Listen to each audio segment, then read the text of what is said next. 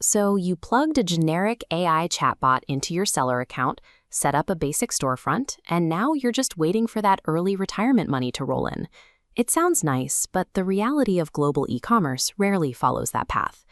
This chart shows the total market sizes of Amazon marketplaces worldwide. Right behind the US and Germany, Japan routinely ranks as the third or fourth largest Amazon marketplace on the planet. Yet Western sellers almost universally ignore it. They take one look at the distance and assume the market is either completely saturated by local brands or way too expensive to break into. Operating on those default Western assumptions means leaving one of the world's most lucrative, reliable revenue streams entirely untouched. If you want to understand the actual state of Amazon Japan today, you have to imagine the US market back in 2014.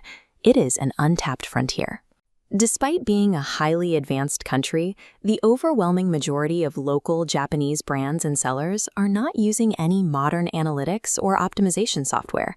That means simply arriving with standard keyword tracking, search query performance data, and basic brand analytics provides an instant, unfair advantage over the established competition. They are essentially flying blind. Success in this market belongs to the brands that bring modern optimization to a landscape still defined by manual effort and low tool adoption. Japan operates within a centralized and hyper-dense physical environment.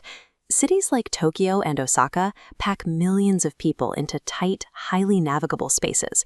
Because of that density, physical convenience is absolute. You are almost never more than a 5-minute walk from a store that carries groceries, electronics, and daily essentials. Online sellers must provide a deep, informative experience to compete with a physical infrastructure that is already perfectly convenient. In the West, we expect high-converting e-commerce sites to look a specific way: sleek, minimalist, with plenty of white space and streamlined navigation. The top converting e-commerce sites in Japan, like Rakuten, are visually overwhelming, chaotic, and packed shoulder to shoulder with dense text. There is a precise logic at work here. Japan has an aging demographic that spent decades hunting for deals in densely packed newspaper classifieds. What looks like visual chaos to a Western buyer is actually a highly optimized conversion funnel for the local consumer.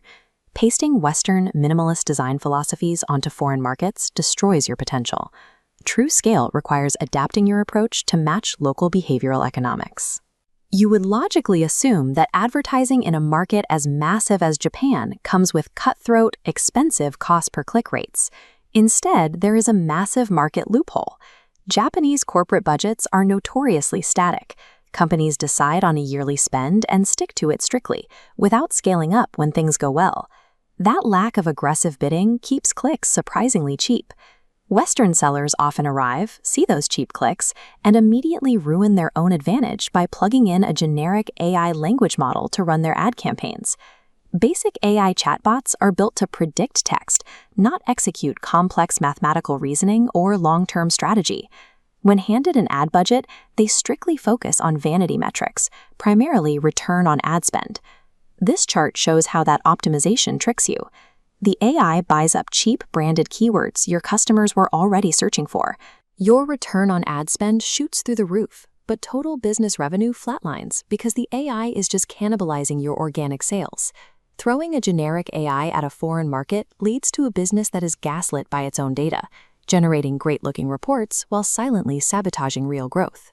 Solving for the mathematical errors that lead to cannibalization requires a network of specialized agents.